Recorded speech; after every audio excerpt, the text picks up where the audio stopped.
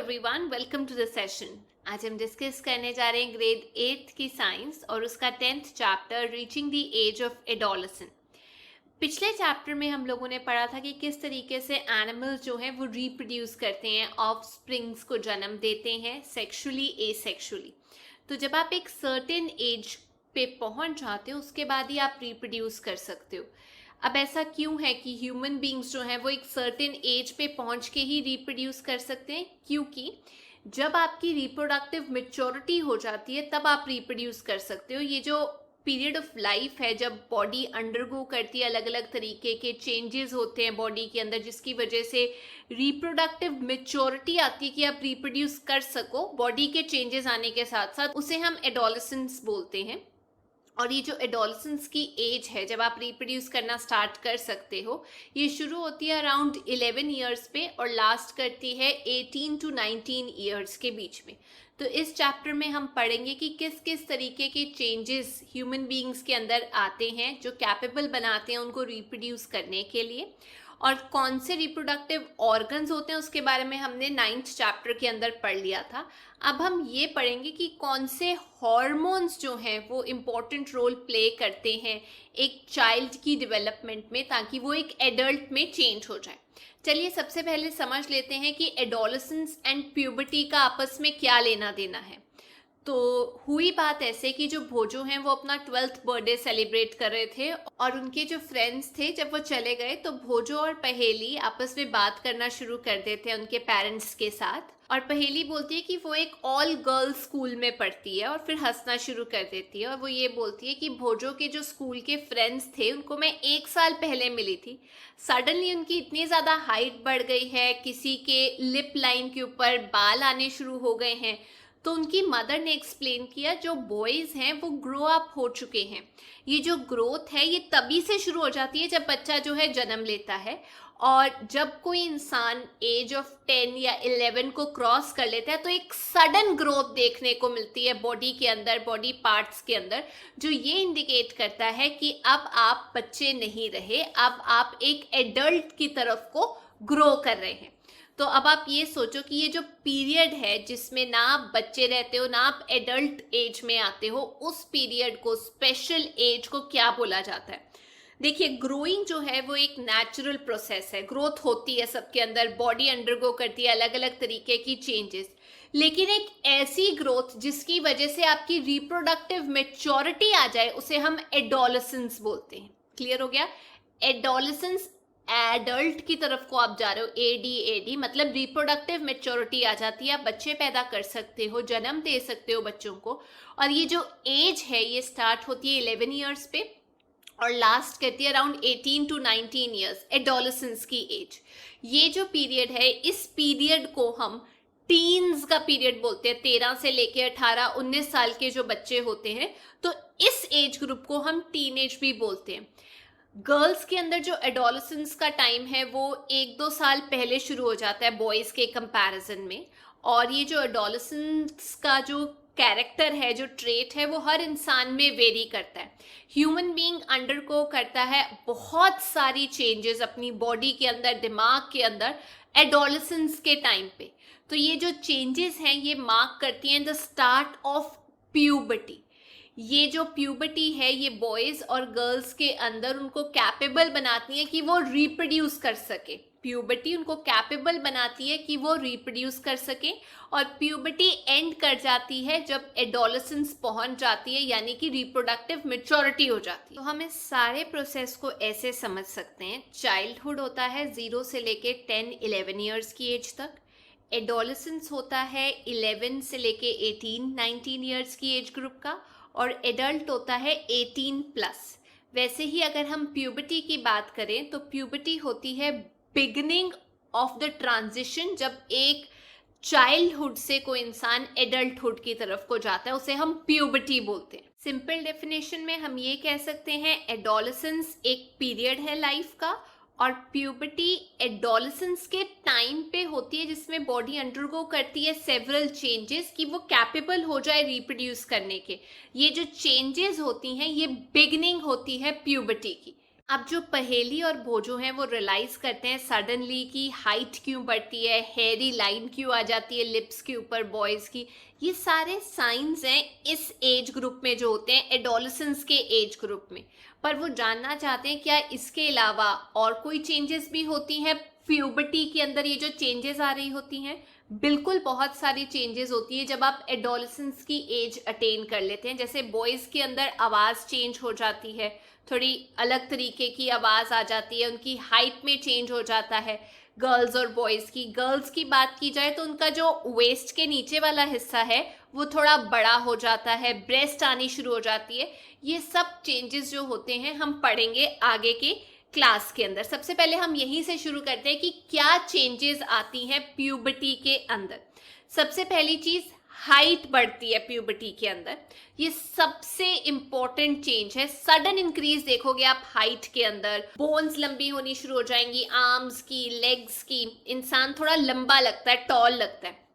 Book में एक table दिया हुआ है जिसमें बताया हुआ है कि कितनी एज पे कितनी परसेंट जो है हाइट आपकी बढ़ती है। जैसे 8 इयर्स पे बॉयज़ की जो हाइट है वो 72% के आसपास बढ़ती है, गर्ल्स की 77। वैसे ही 18 इयर्स तक पहुंचते पहुंचते ये जो ग्रोथ का साइकिल है ये 100% को टच करता है कि उतनी ही हाइट बढ़ेगी, वो मैक्सिमम हाइट है। तभी बोलते हैं ना कि एडोलेसेंस में, टीनेज में हेल्दी खाना खाओ, क्योंकि इसी टाइम पे आपकी बॉडी जो स्टोर करेगी वो बाद में रिफ्लेक्ट करता है। अब मान लीजिए आपने किसी की हाइट कैलकुलेट करनी है कि कितनी हाइट तक ये इंसान जाएगा, तो उसकी आप अभी आज की हाइट लेंगे सेंटीमीटर के अंदर, उसे डिवाइड करोगे कितने परसेंटेज ऑफ फुल हाइट होती है उस एज पे, उसे मल्टीप्लाई कर दोगे 100 के साथ। अब जैसे एक एग्जाम्पल है, 9 साल का लड़का है जिसकी अभी की हाइट है 120 सेंटीमीटर, तो आपने क्या किया 120 सेंटीमीटर ऊपर रखा। डिनोमिनेटर में आपने देख लिया कि 9 इयर्स का जो बच्चा होता है, बॉय अगर है तो वो 75% उसकी हाइट जो है वो ग्रो करती है। 75 नीचे लिखा, मल्टीप्लाइड बाय 100, मतलब उसकी जो लाइकली ग्रोथ है वो 160 सेंटीमीटर तक पहुंचेगी ही पहुंचेगी। आप यहाँ पर ग्राफ में भी देख सकते हैं कि जो बॉयज हैं और जो गर्ल्स हैं उनकी जो ग्रोथ की परसेंटेज अलग अलग एज पे वो अलग अलग होती है, सेम नहीं होती। स्टार्टिंग में ये होता है कि जो गर्ल्स हैं वो जल्दी ग्रो होना शुरू हो जाती हैं देन बॉयज, बट ये 18 इयर्स तक ही होता है जो वो मैक्सिमम हाइट रीच कर पाते हैं, बेशक गर्ल्स हो बेशक बॉयज हो। जो रेट है ग्रोथ का वो वेरी करता है डिफरेंट इंडिविजुअल्स के अंदर। कुछ जो हैं वो सडनली ग्रो कर जाते हैं, कुछ जो हैं स्लोली ग्रो करते हैं, कुछ ग्रेजुअली ग्रो करते हैं। अब सबको समझ में आ गया कि ग्रोथ क्यों होती है और किस टाइम पे होती है। अब जो पहेली है, जो बच्चा है वो थोड़ा सा वरिड है इस चीज को लेके कि जो सारे के सारे बॉडी पार्ट्स हैं अगर वो सेम रेट पे ग्रो ना हुए तो क्या होगा। कई बार क्या होता है, आर्म्स, लेग्स, हैंड्स जो हैं एडोलेसेंट के वो थोड़े ओवर साइज लगते हैं, बड़े बड़े साइज के लगते हैं एज कंपेयर टू उनकी बॉडी का साइज। पर धीरे धीरे होते होते बॉडी जो है वो प्रोपोर्शन के अंदर आ जाती है। हो सकता है एक पार्ट जल्दी ग्रोथ अटेन कर ले, लेकिन ऑटोमेटिकली बॉडी जो है एडजस्ट कर लेती है। आपने नोटिस किया होगा कुछ इंडिविजुअल्स जो है उनकी हाइट उनके पेरेंट्स या फैमिली मेंबर्स पे जाती है, क्योंकि ये जो ट्रेट है वो इनहेरिट करते हैं क्रोमोसोम्स, जीन्स के जरिए। तो इस टाइम पे बहुत जरूरी है कि आप सही तरीके का खाना खाओ, क्योंकि ये आपके ग्रोथ के ईयर्स हैं। इस टाइम पे सही खाना खाओगे तो बोन्स अच्छी बनेंगी, मसल्स बन जाएंगे, बाकी के जो बॉडी पार्ट्स हैं उनको नरिशमेंट मिलेगा, खाना मिलेगा ग्रोथ के लिए।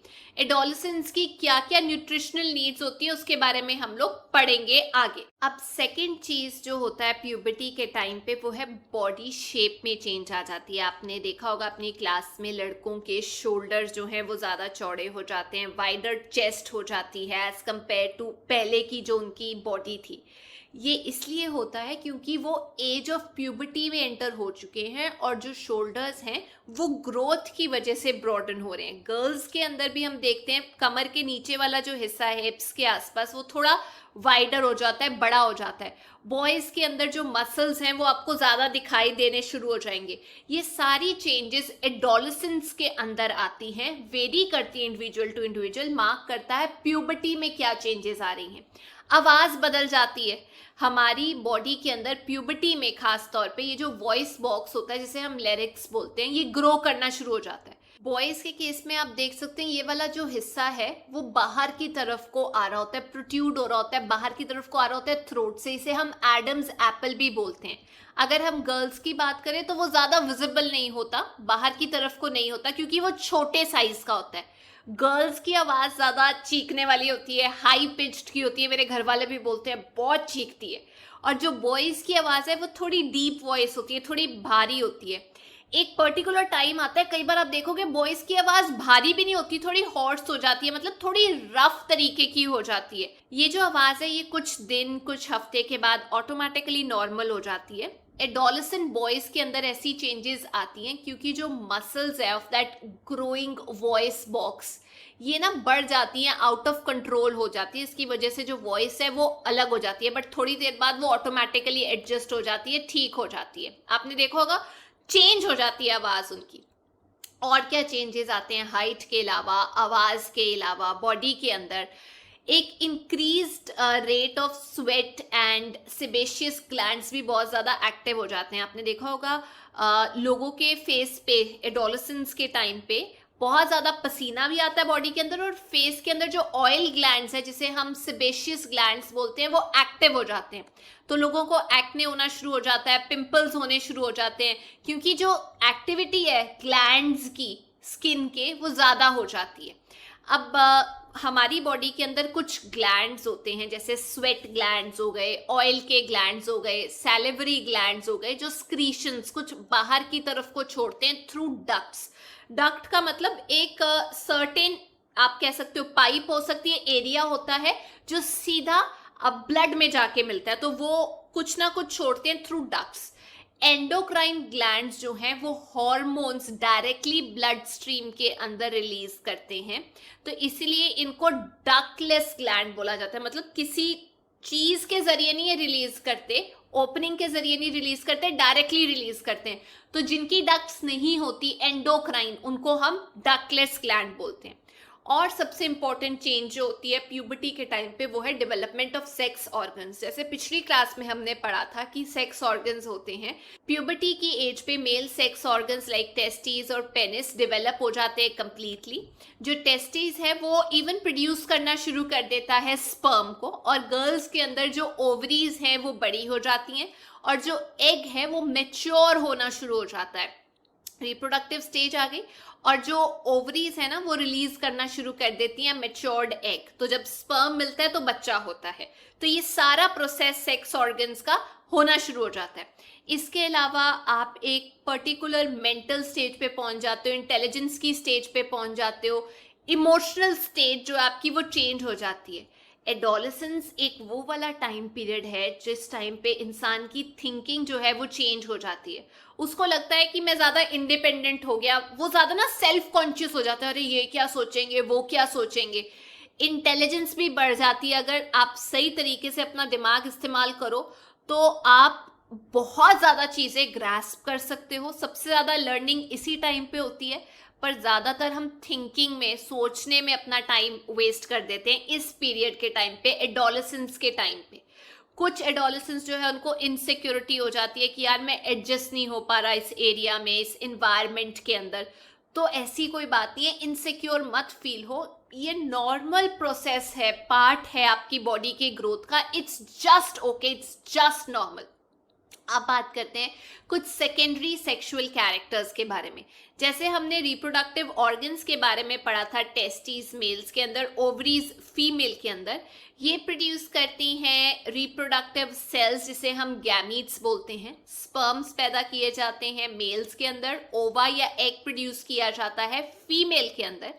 सेकेंडरी सेक्सुअल ऑर्गन्स के अंदर आ जाता है कि जो गर्ल्स हैं उनकी ब्रेस्ट डेवलप होनी शुरू हो जाती है प्यूबर्टी की एज पे, और जो बॉयज हैं उनके मुंह पे ना फेशियल हेयर आने शुरू हो जाते हैं, बियर्ड आ गई, मुस्टैशेस आ गई।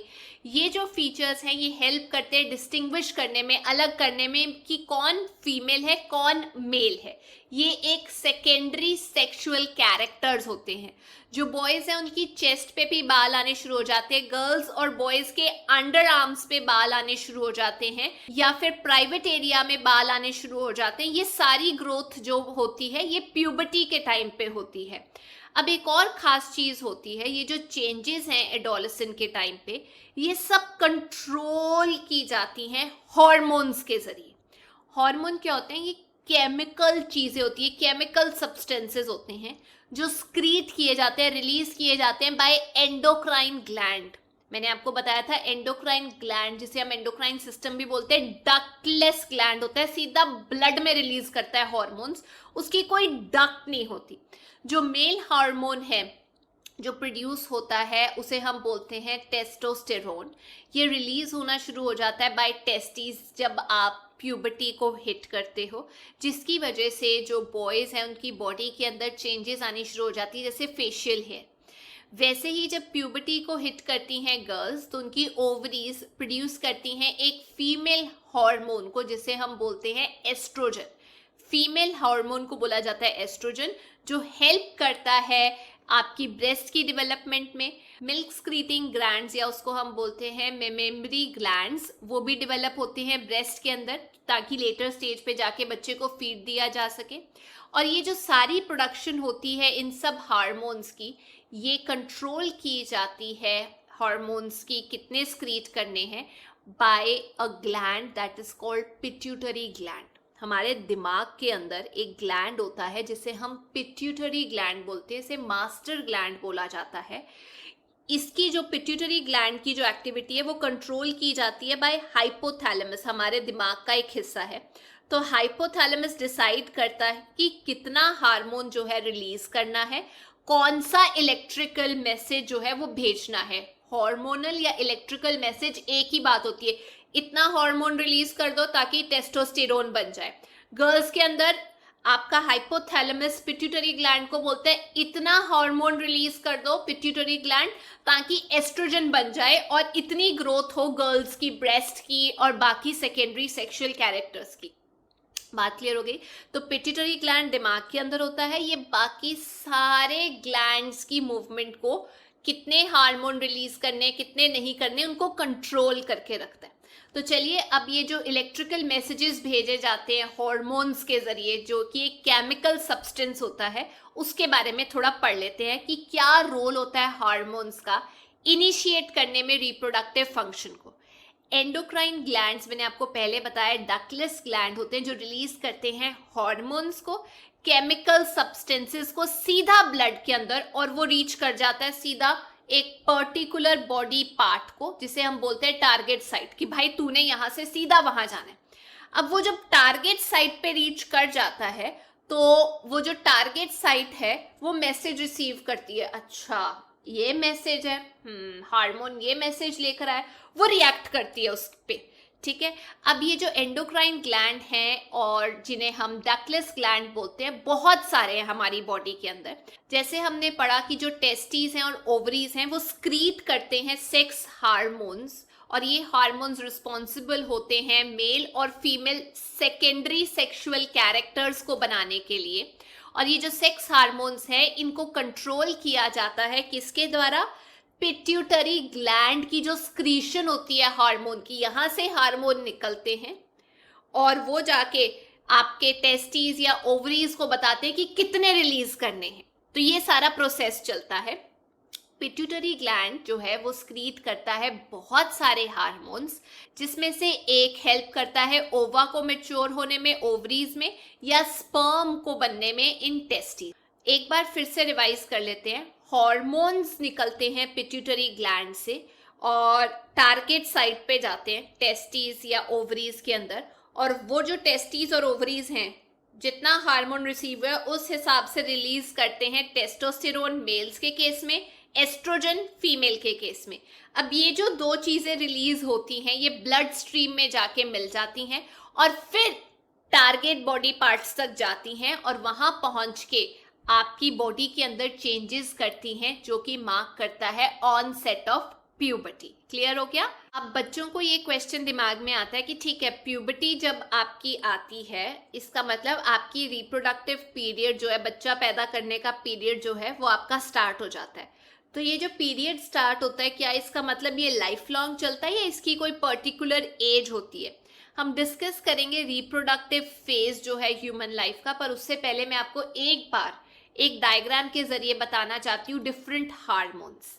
दो कैटेगरीज के हमने डिस्कस किए हैं, एक सेक्स हार्मोन्स होते हैं और एक नॉन सेक्स हार्मोन्स होते हैं। सेक्स हार्मोन्स दो कैटेगरी के, मेल के टेस्टिस जिसे हम टेस्टोस्टेरोन बोलते हैं, फीमेल के केस में ओवरीज एस्ट्रोजन बोलते हैं। नॉन सेक्स हार्मोन्स जो मेल और फीमेल दोनों में पाए जाते हैं, पिट्यूटरी ग्लैंड एक ग्रोथ हार्मोन रिलीज करता है और डिटेल में पढ़ेंगे, और बाकी हार्मोन्स को कंट्रोल करता है। थायराइड ग्लैंड थायरॉक्सिन रिलीज करता है, पेनक्रियाज इंसुलिन रिलीज करता है, और एक एड्रिनल ग्लैंड होता है किडनीज के पास, वो एड्रिलिन रिलीज करता है। वो किस काम आती है उसके बारे में हम पढ़ेंगे। चलिए अब डिस्कस करते हैं रिप्रोडक्टिव फेज ह्यूमन लाइफ के अंदर। एडोलेसेंस जो है वो इंसान को कैपेबल बना देती है रिप्रोडक्शन करने के लिए, जब टेस्टिस और ओवरीज गैमीट्स पैदा करना शुरू कर देते हैं। ये जो कैपेसिटी है, आप मैच्योर हो जाते हो, गैमीट्स प्रोड्यूस किए जाते हैं, ये लॉन्ग लास्ट करती है मेल्स के केस में एज कंपेयर टू फीमेल। मतलब मेल्स जो हैं वो लंबे टाइम के लिए ये प्रोड्यूस कर सकते हैं, बच्चे पैदा कर सकते हैं स्पर्म्स रिलीज करके। फीमेल का लिमिटेड पीरियड होता है।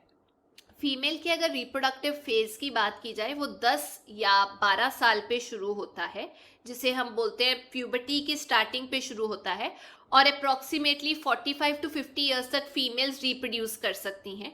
जो ओवा है वो मेच्योर होना शुरू हो जाता है प्यूबर्टी के स्टार्ट होने पे, और एक ओवम जो है वो मेच्योर होता है और रिलीज किया जाता है by one of the ovaries एक बार 28 टू 30 डेज में, जिस टाइम पे बच्चा हो सकता है। इस टाइम पे जो यूट्रस की वॉल्स होती हैं वो थोड़ी थिक हो जाती हैं, क्योंकि वो एग रिसीव कर रही होती हैं।